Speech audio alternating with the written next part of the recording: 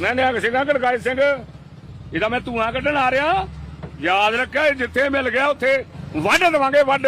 ਉਹ ਇਹਨੇ ਕਹਦਾ ਉਹ ਕੁੱਤੇ ਦਾ ਪੁੱਤਰਾ ਹੀ ਮਾਤਾ ਸਾਹਿਬ ਦੇਵਾਂਗੇ ਕੋਈ ਗੋਬਿੰਦ ਸਿੰਘ ਮਾਰਦੇ ਪੋਤਾ ਓਏ ਤੈਨੂੰ ਵਾਹ ਕੇ ਦਿਖਾਵਾਂਗੇ ਕੁੱਤੇ ਹਰਾਮ ਦੇ ਥੋਮਸ ਨੂੰ ਕਿਹੜਾ ਤੂੰ ਵਿੱਕੀ ਥੋਮਸ ਮੈਂ ਤੇਰਾ ਪਿਓ ਤੇਰੀ ਭੈਣ। वाहेगुरु जी का खालसा वाहेगुरु जी की फतेह। दलजीत दोसांझ की फिल्म पंजाब 95 को लेकर एक बहुत बड़ी अपडेट सामने आई है।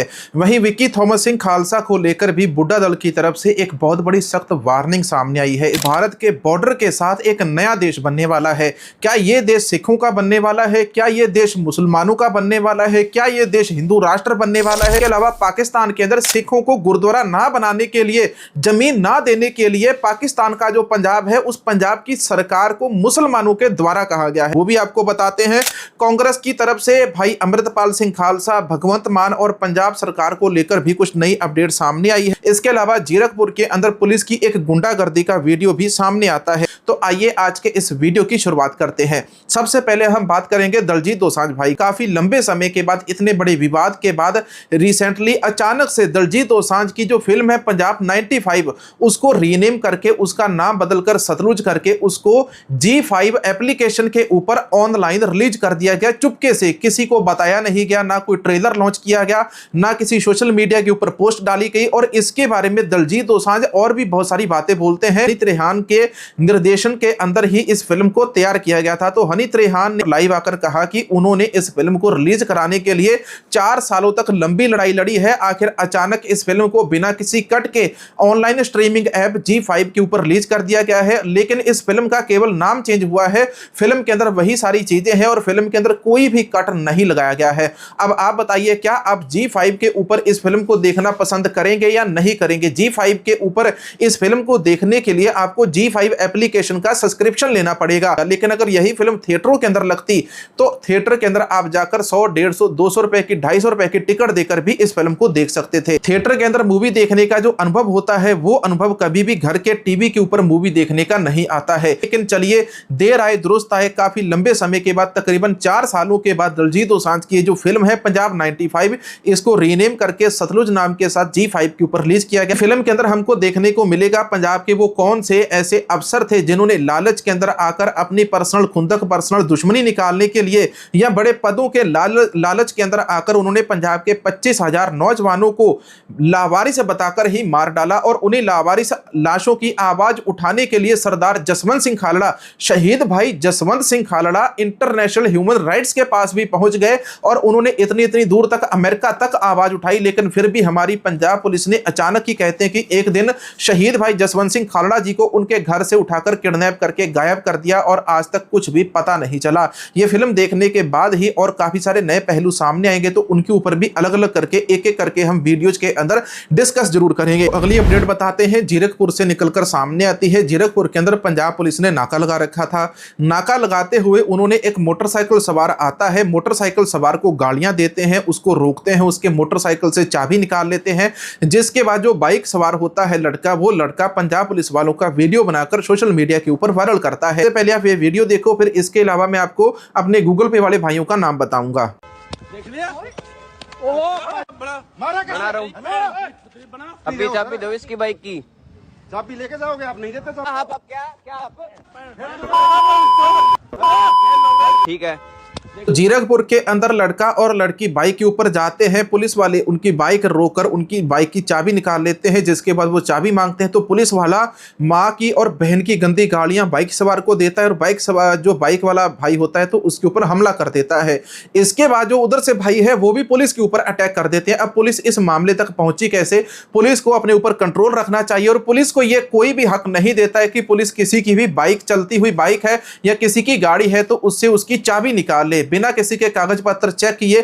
आपको कोई भी सवाल है आप सामने वाले बाइकर से पूछिए, गाड़ी वाले से पूछिए। लेकिन पुलिस को यह कोई भी हक नहीं देता कि पुलिस वाले सामने वाला जो व्यक्ति है जिसको उन्होंने रोका है कि उसकी गाड़ी से चाबी निकाल ले। अब चाबी निकालने को लेकर ही यहां पर यह झगड़ा हुआ था। तो पुलिस वालों को इस मामले के ऊपर माफी मांगनी चाहिए। आपको अपने गूगल पे वाले भाइयों के नाम बताते हैं जिन्होंने ये वाला QR कोड स्कैन करके कल हमारे वीडियोस के ऊपर सपोर्ट भेजा था। सरदार जगजीत सिंह जी, सरदार जसबीर सिंह जी, सरदार मनमोहन सिंह सन ऑफ संसार सिंह जी, मिस्टर जसवीर सिंह जी, सरदार अवतार सिंह जी, सरदारनी कुलदीप कौर जी, इन सब का तहे दिल से धन्यवाद करते हैं। आप लोग हमारे चैनल की मेंबरशिप लेके हाइप वाला बटन दबा के वीडियो को लाइक, कमेंट और शेयर करके आगे 10 व्हाट्सएप ग्रुप के अंदर शेयर जरूर कर देना। भारत के नजदीक एक नया देश बनने वाला है। ये जो देश है सिखों का देश नहीं बनने वाला, ना ये हिंदुओं का बनने वाला है, ना ये मुसलमानों का बनने वाला है, ना जाटों का बनने वाला है, ना तमिल लोगों का बनने वाला है। ये जो देश है क्रिश्चियन लैंड बनने वाला है। अमेरिका लंबे समय से कहता है कि वो भारत की जो 7 स्टेट है, इन 7 स्टेट को कहीं ना कहीं तोड़कर भारत के नजदीक, भारत के बॉर्डर के ऊपर एक नया देश बनाने वाला है। इन्हीं सारी चीजों को लेकर रिसेंटली पिछले हफ्ते अमेरिका से एक ब्रोकन इंडिया नाम का जो नक्शा है वो गुंथर फेलिंगर के द्वारा जारी किया जाता है। लेकिन ये वाला जो नक्शा सामने आता है, इस नक्शे के बारे में म्यांमार के अंदर बातें चल रही है। म्यांमार के अंदर एक ऐसा ग्रुप है जो देश के अंदर एक अंदरूनी जो लड़ाई है वो लड़ाई लड़ रहा है। म्यांमार देश के अंदर बहुत सारे जो ग्रुप है वो म्यांमार की जो सरकार है उस सरकार को नहीं मानते हैं। म्यांमार के अंदर, म्यांमार देश के अंदर एक हथियारबंद आंदोलन कई सालों से लगातार चल रहा है। भारत की सरहद के साथ बिल्कुल म्यांमार बर्मा लगता है। भारत और म्यांमार के बीच में काफी सारी संधियां हुई है। जिस समय गोरे भारत के ऊपर शासन करते थे तो उस समय गोरे दिल्ली के तख्त के ऊपर बैठकर ही म्यांमार का शासन भी चलाते थे। इसीलिए म्यांमार को आज तक कई लोग भारत का हिस्सा मानते रहे हैं। लेकिन म्यांमार ना पहले भारत का हिस्सा था, ना आज भारत का हिस्सा है। लेकिन आज जो विदेशी मीडिया है वो यही कहता है कि भारत का टुकड़ा करके, भारत के टुकड़े करके भारत के बॉर्डर के किनारे एक नया देश बनाया जाएगा। अराकान आर्मी ने म्यांमार की सेना को खुली चुनौती देते हुए राजधानी सिटवे को चारों तरफ से घेर लिया है। सड़कों पर गोलियों की आवाज गूंज रही है, आसमान में धुआं छाया हुआ है और हजारों लोग डर के साए में जीने को मजबूर हैं। विद्रोही लड़ाके इसे आखिरी निर्णायक जंग बता रहे हैं। दावा किया जा रहा है कि अगर सिटवे उनके कब्जे में चला गया तो उसी पल रखाइन को म्यांमार से अलग एक नए देश के रूप में घोषित कर दिया जाएगा। यानी भारत की सीमा के बेहद करीब जन्म ले सकता है एक नया राष्ट्र। लेकिन सवाल ये है, क्या म्यांमार की सेना इतनी जल्दी आसानी से ही हार मान लेगी? और अगर सच में नया देश बन सकता है तो उसका असर भारत, चीन और पूरे। आपने सुन लिया कि म्यांमार के अंदर रखाइन नाम की आर्मी है, वो म्यांमार की जो ऑफिशियल आर्मी है उसके खिलाफ ही उन्होंने विद्रोह छेड़ रखा है। और इस विद्रोह को छेड़ने के बाद अब वो कहते हैं कि म्यांमार के अंदर एक नया देश बनने वाला है। वैसे भी पूरी दुनिया के अंदर अलग अलग देश अलग अलग चीजों को लेकर लड़ रहे हैं और खालसा राज आने की जो संभावना है वो और ज्यादा तेज हो जाती है। अब ऐसे के अंदर म्यांमार के अंदर ये जो गृह युद्ध चल रहा है, इससे क्या सिखों को कुछ सीख मिलेगी? क्या देश के हिंदुओं को कुछ सीख मिलेगी? हमारे देश के अंदर राम मंदिर के अंदर राम नाम की चोरी हो जाती है, देश के प्रधानमंत्री से एक शब्द नहीं निकलता है। जैसे ये सरदार मनमोहन सिंह जी को कहते थे कि मनमोहन सिंह एक मौन प्रधानमंत्री है, आज प्रधानमंत्री मोदी भी कहीं ना कहीं एक मौन प्रधानमंत्री हमारे देश के लोगों को दिखाई दे रहे हैं। राम मंदिर के अंदर जो करोड़ों रुपए का घपला हुआ है, गबन हो रहा है, उसके ऊपर एक शब्द नहीं बोल पाए। तो यही वो कारण सामने आते हैं जिन कारणों के कारण हमारा देश कमजोर हो गया है और हमारे देश के कई टुकड़े होने की जो संभावना है वो निकलती जा रही है। क्योंकि हमारा जो देश है, हमारा देश आज संविधान के कारण नहीं चल रहा। हमारे देश के अंदर चल रहा है बुलडोजर, हमारे देश के अंदर चल रहा है स्कैम, हमारे देश के अंदर चल रहा है बजरंग दल, हमारे देश के अंदर चल रहा है हिंदू दल, हमारे देश के अंदर चल रहा है शिवसेना दल और हमारे देश के अंदर और भी ऐसे कई दल है जो देश को चला रहे हैं। अगर एक आम व्यक्ति ने अयोध्या के अंदर चोरी की होती तो उसके घर के ऊपर बुलडोजर चल जाता। योगी जी बहुत जल्दी बुलडोजर लेकर ऐसे निकल लेते कि इमीडिएटली वो जाके अभी के अभी उसका घर तोड़ाएंगे। लेकिन यहां पर भारतीय जनता पार्टी के साथ और आरएसएस के साथ जुड़ा हुआ एक वो व्यक्ति, जिस चंपत को प्रधानमंत्री मोदी ने अयोध्या राम मंदिर के इस ट्रस्ट वाले बोर्ड के अंदर शामिल करवाया था, कह के उसको नौकरी के ऊपर रखवाया, वो सारे चंपत मिलकर अयोध्या के राम मंदिर के अंदर इतने समय से खजाना लूट रहे हैं। लेकिन ना तो मोदी का बुलडोजर पहुंचा, ना अमित शाह का बुलडोजर पहुंचा और ना ही वहां पर योगी का बुलडोजर पहुंचा। तो क्या ये जो बुलडोजर है आम लोगों के ऊपर अत्याचार करने के लिए रखे हैं? इसीलिए कहा था कि देश के अंदर संविधान नहीं चल रहा, देश के अंदर बजरंग दल, हिंदू दल, सेना दल, ये दल, वो दल और योगी दल, मोदी दल ऐसे चल रहा है। देश के अंदर इथेनॉल देके देश की गाड़ियों का भट्ठा बिठा दिया। अब मैं आपको दलजीत दोसांझ का एक वीडियो सुनाता हूं। दलजीत दोसांझ के द्वारा भी इस बात के बारे में घोषणा की गई। दलजीत दोसांझ ने कहा कि उनको फिल्म बनाने से पहले और उनकी जिंदगी के अंदर बहुत सारे जो लोग हैं दलजीत दोसांझ को रोकते रहते हैं, दलजीत दोसांझ को तरह तरह के लेटर भेजकर परेशान करने की बातें करते रहते। मैं कख नहीं रखा ही मेरे नां ते, सारा कुछ देता अपने नां ते नहीं मैं कख रखा। मैं पहला तो यह किया ਜਿਹੜਾ ਜੀ ਕਰਦਾ ਸੀ ਤੁਹਾਨੂੰ ਮਤਲਬ ਸਰਕਾਰੀ ਪੇਪਰ ਪਾ ਕੇ ਤੁਹਾਨੂੰ ਇਦਾਂ ਟਿਕ ਟਿਕ ਟਿਕ ਸੱਦ ਲਓ, ਕੁਐਸਚਨਿੰਗ ਕਰੋ। ਮੇਰੇ ਨਾਲ ਹੋਇਆ ਬਹੁਤ ਕੁਛ ਆ, ਮੈਂ ਦੱਸਿਆ ਨਹੀਂ ਲੋਕਾਂ ਨੂੰ, ਹਲੇ ਦੱਸੂਗਾ ਮੈਂ ਇੱਕ ਦਿਨ। ਮੇਰੀ ਆਦਤ ਨਹੀਂ ਦਾ ਰੌਲਾ ਜਿਹਾ ਪਾਉਣ ਦੀ, ਮੇਰੇ ਨਾਲ ਕੀ ਹੋਇਆ ਤੇ ਪਰ ਤੰਗ ਬਹੁਤ ਕੀਤਾ ਮੈਨੂੰ ਕਈਆਂ ਨੇ। ਸੋ ਮੈਂ ਇਸ ਕਰਕੇ ਆਪਣੇ ਨਾਂ ਤੋਂ ਚੀਜ਼ਾਂ ਚੱਕਤੀਆਂ ਸਾਰੀਆਂ, ਕੋਈ ਮੈਨੂੰ ਬੁਲਾ ਹੀ ਨਾ ਸਕੇ। ਮੇਰੇ ਨਾਂ ਤੇ ਕੋਈ ਇਨਕਮ ਟੈਕਸ, ਕੋਈ ਫਲਾਨਾ ਟੈਕਸ, ਕੋਈ ਇਹ ਟੈਕਸ, ਉਹ ਟੈਕਸ ਖਤਮ ਹੀ ਕਰਤਾ ਸਾਰਾ ਕੁਝ, ਕਿ ਕੋਈ ਬੰਦਾ ਤੁਹਾਨੂੰ बुला के क्वेश्चन ही ना कर सके। मैं नहीं चाहिए पैसे, मैं नहीं चाहिए मेरे नाम पे कुछ भी।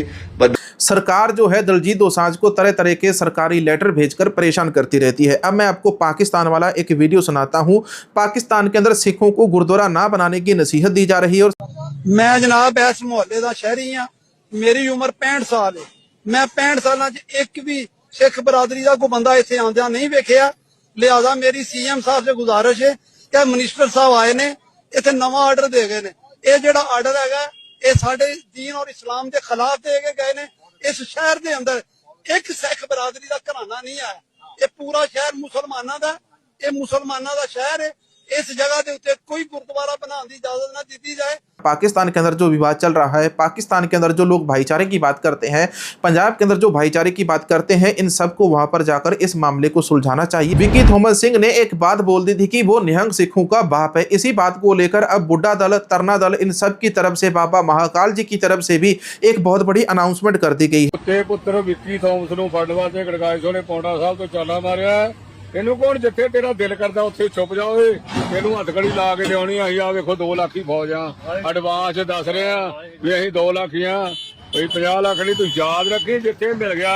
ਹੁਣ ਤੇਰੇ ਨਾਲ ਪੰਗਾ ਗੜਗਾਈ ਸੋ ਦਾ ਪਿਆ ਓਏ ਬੁੱਢੇ ਦਲੀਏ ਦਾ। ਜੇ ਕੋਈ ਤੇਰਾ ਸਾਡਾ ਬੁੱਢੇ ਦਲ ਵਾਲਾ ਵੀ ਸਾਥ ਦਊਗਾ ਉਹਦੀ ਵੀ ਹੁਣ ਚ ਬਾਹ ਦੇ ਦਾਂਗੇ। ਹਾਂ ਮਤ ਸੋਚਿਓ ਕਿਤੇ ਸਾਡਾ ਬੁੱਢੇ ਦਲ ਦਾ ਨਾਮ ਬਦਨਾਮ ਕੀਤਾ ਨੇ ਕੁੱਤੇ ਨੇ।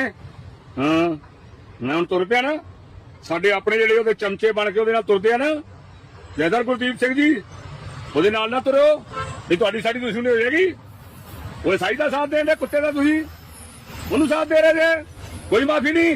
ਸੰਤ ਤੇਜਵੀਰ ਸਿੰਘ ਜੀ, ਤੁਸੀਂ ਆਪਣੇ ਕੋਲ ਪਨਾਹ ਦਿੱਤੀ ਸੁਖਦੀਪ ਸਿੰਘ ਨੂੰ, ਗੜਗਾਈ ਸੋਈ ਜਿਤਾਉਣੀ ਆ। ਤੁਸੀਂ ਸਾਡੇ ਆਪਣੇ ਟਕਸਾਲੀ ਵੀਰੋ, ਗਾਂਡੂ ਬਣਾਣੇ ਸਾਰੇ ਤੁਸੀਂ, ਇਹ ਗਾਂਡੂਆਂ ਦਾ ਸਾਥ ਦੋਗੇ। ਗੜਗਾਈ ਸੋ ਵੱਲੋਂ ਬੇਨਤੀ ਆ ਵੀ ਅਸੀਂ ਆ ਰਹੇ ਆ, ਇਹਨੂੰ ਆਪਣੇ ਕੋਲ ਬੰਨ ਕੇ ਰੱਖੋ, ਇਹਨੂੰ ਐਵੇਂ ਖੁੱਲੇ ਦੋ ਗਨਮੈਨ ਨਾ ਦੋ। ਸਾਡੀ ਪਾਲਟੀ ਸਾਰੇ ਦੀ ਸਿੱਖ ਪਾਉਂਦੇ, ਤੁਸੀਂ ਟਕਸਾਲੀ ਵਿਦਿਆਰਥੀ ਹੋ ਸਾਡੇ ਵੀਰ।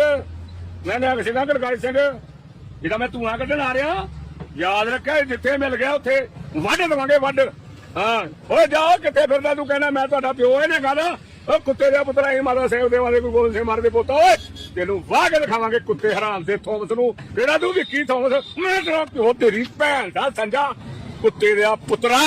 जो वीडियो सामने आया है, इस वीडियो के अंदर बहुत ही ज्यादा मतलब हार्ड भाषा विकी थॉमस सिंह के खिलाफ उपयोग की गई है। हक और सच की आवाज हमेशा हम उठाते रहेंगे। जहां पर जो भी व्यक्ति सच्चा होता है हम हमेशा उसकी आवाज उठाते हैं, जो व्यक्ति गलत होता है, जहां पर गलत बोलता है, हमेशा उसका विरोध भी करते हैं। विकी थॉमस सिंह ने जो बातें बोली थी कि वो निहंग सिखों का बाप है, तो विकी थॉमस सिंह ने ये सारी बातें सरासर गलत बोली थी। इसके बारे में आपके जो विचार हैं वो कमेंट सेक्शन के अंदर जरूर बताना। चैनल का हाइप वाला बटन जरूर दबाना। मिलेंगे एक और नई वीडियो, नई जानकारी के साथ। वीडियो को आगे 10 ग्रुप्स के अंदर शेयर जरूर करना।